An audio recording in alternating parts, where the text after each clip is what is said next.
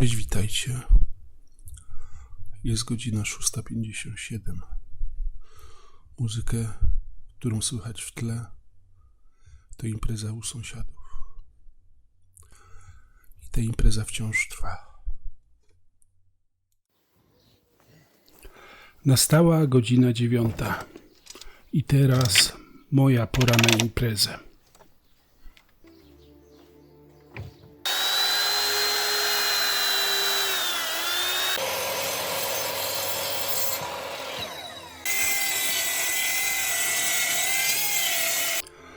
Rodzice u sąsiadów wyjechali i młodzi sobie zrobili 2 imprezy w ciągu tygodnia.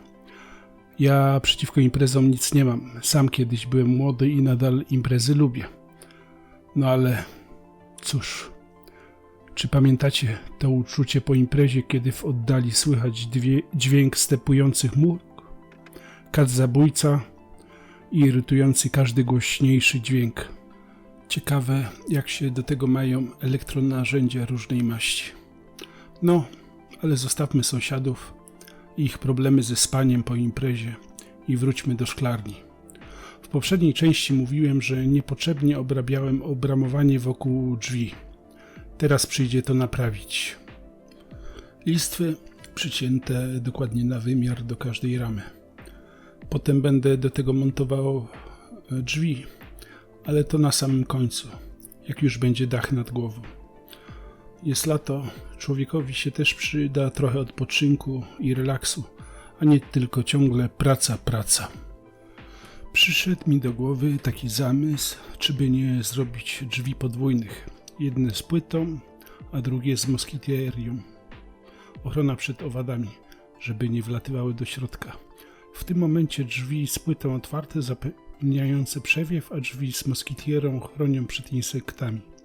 Ale póki co to tylko taki zamysł w mojej głowie. Oprócz majsterkowania lubię też podróże. Ale kto nie lubi podróży? W każdym bądź razie również takich filmów możecie się spodziewać w przyszłości. Mam w związku z tym kilka pomysłów, a może kilkanaście. No i tak wygląda efekt finalny. Czas wziąć się za dach.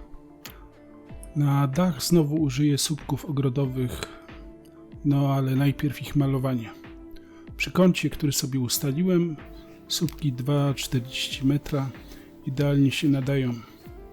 Przy szerokości szklarni 4 metry zrobiłem model z łaty 4 metry 20 cm i według tego modelu znaczyłem miejsca, w których trzeba dociąć słupki pod odpowiednim kątem. A tutaj zabawa z piłą japońską. Nacięcie ma na celu, żeby legar spoczął na łatach konstrukcji zasadniczej. Moim zdaniem to też stabilizuje konstrukcję. I pomyśleć, że trzeba było takie wycinanki zrobić na 12 słupkach.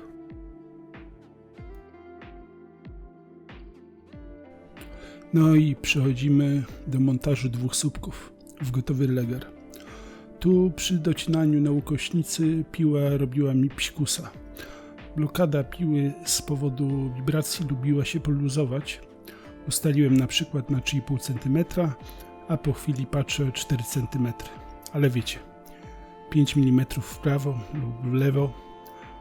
Prom kosmiczny to nie jest. Poza tym jest takie powiedzenie: głupi się nie pozna, mądry uzna, że nie widzi. Ja natomiast wiem, że to tam jest. Trochę mi to nie daje spokoju. Czyżby stany maniakalno-depresyjne? No i tu montaż legaru. Z tyłu przykręcona łata, żeby się legar nie zesrytnął. Umocowane pod delikatnym kątem, żeby i mi nie zrobiło kuku. No i przykręcamy. Zdecydowałem się na obszerną formę filmu Dynastię, bo gdy sam szukałem informacji, niewiele znalazłem, a tak może komuś się przyda. Jak się spodobało, to zostaw łapkę, suba. Zapraszam na następne odcinki. Pozdrawiam.